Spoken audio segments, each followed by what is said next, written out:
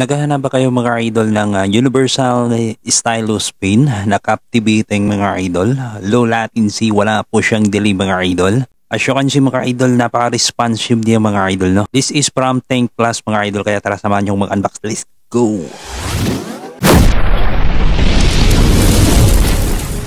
Upon receiving mga idol, ganito po yung package natin mga idol. As you can see mga idol, hindi po siya naka-bubble wrap pero secured naman yung unit natin mga idol. Okay, kapag nag-check out kayo mga idol sa stylus pen natin mga idol, may kasama na po siyang gloves. At the same time mga idol, nakagandahan ito mga idol kasi since universal siya, compatible po siya mga idol sa Xiaomi, Oppo, Huawei, at the same time sa mga iPad user mga idol. So ganito po siya mga idol inside the box.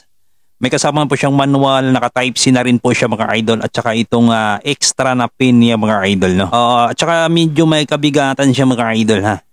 Nakaganda na ito mga idol kasi hindi nyo na kailangan i-connect sa Bluetooth mga idol. I-on nyo lang siya mga idol, i-tap nyo lang po yung ibabaw niya mga idol. No? So yun na mga idol, itry po natin mga idol. As you can see mga idol, napaka-responsive niya.